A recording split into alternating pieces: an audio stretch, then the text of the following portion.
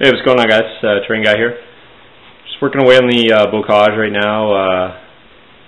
Sort of just getting bogged down with how much there is to do.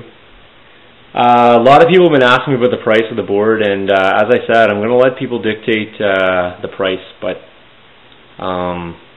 just think about the work that's going into the board right now and how much you think it might be worth. I'm hesitant to say what I think I should get for it. I traditionally do boards as a commission work. I do it all the time. It's not my full-time job, but I do it full-time. So people have asked me about other boards. I've sold boards and regularly sell boards for several $1,000s. So the big one you see me sell before was about $4,000. The Hermanville board, value-wise, would be about $3,500. 6x4 boards for $2,500. Don't let that scare you, though. Like, I'm not saying that that's what this board's worth or that's what I sell everything for. Detail-wise dictates a lot of the things. Building, structures, number of trees, different things like that do impact the price. But if you think it's worth like $100, you're mistaken. Just think one bag of clump foliage is going to sell you for about $15, $16. This board's probably going to have about 8 of those. Ballast, wire, all that stuff, it adds up. Material cost alone in this table will probably be about $200. So just think about that when you're at it, when you're asking me price. You can email me and I'll tell you exactly what it's worth. I don't want to say on camera, but I'm not trying to scare people away. This is a tutorial vid, so people can build their own boards, but that's the reason I'm doing it. But I will sell it in the end, and I'm not in a rush to sell it. Like I said, I don't normally do these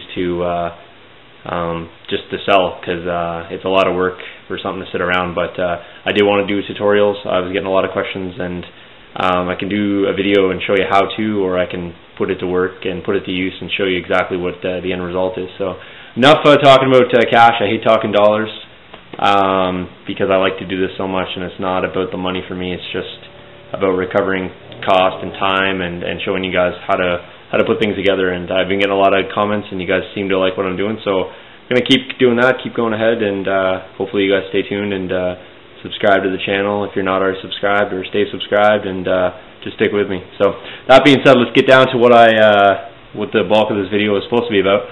I'm working on some bocage right now, and what I'm doing is I'm transitioning from the two-tone, the olive and the light, into the medium, which is over here. Sorry about the lighting. It's kind of getting I live in a location where just about 24 hours of sunlight right now, so it seems quite bright. It's 10 after 9 at night, and it looks like it's about 3 o'clock in the afternoon outside, so it's kind of wonky with the light sometimes, but we'll see. I'll just press forward. This is medium, so this is darker than both of these two colors. What I'm doing right now is I'm transitioning from that bitone into the medium. So I don't do a long section of transition. It just doesn't pay to do it. So sorry, a shadow there. So what I've done here is this is the solid bitone, so the two-tone color. Then I've brought in a little bit of the medium, and as I'm bringing the medium, I'm phasing out the other two tones. So basically, I just put a little bit of clumps, and I spaced them out a little bit farther, and I think I come over the top. It's maybe a little bit easier for you to see. So yeah, right here, this is my transition area. So the green, the two greens, phase it out, and then I go right into the solid. So what you can see here is you can see a seam that should disappear. Let me press this together slightly. Yeah, there we go. Another thing I wanted to show you is this was one of those areas where I told you to try to avoid if you're just getting started. I have 3 points here, obviously, and I have 2 bocage meeting and 1 coming in here. So it's a transition of 3 different pieces. So it's a little bit difficult, but let me see. Okay, so you're looking at it. It looks fairly good on camera, so it looks better in person. But you can't really see where the seams are. But I'm going to slide away 1 piece. And as you can see, there's a cutaway there, and I'll show you the inside of this. So this is slightly basically carved through at a 45, and there's a bit of the foam here, and over here there's a bit of the foam. So what I've done is, again, like I've shown you before, I trail off this bocage here in the front so that fits in nicely there. So basically it's like an S cut. So this one here goes there, and this one here mirrors it this way. So that actually slides in there. Also, I have these two that fit and make a 90-degree joint. So that comes in. Now, the piece that goes in here has one more stone. That was that one single stone I talked about before.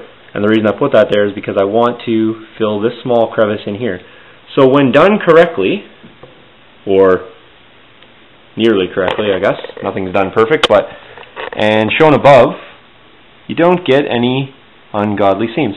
Now you will get some kind of drops right here, so you can see my finger sort of slides down. That's fine, it's just basically transition from one point to another. But like I said, when you get adventurous, try these 45 slices through the bocage, rather than always having, because see, now I can have an angle, I can have an angled road, I can have angled bocage, and that stays true to my point of not running with your seams.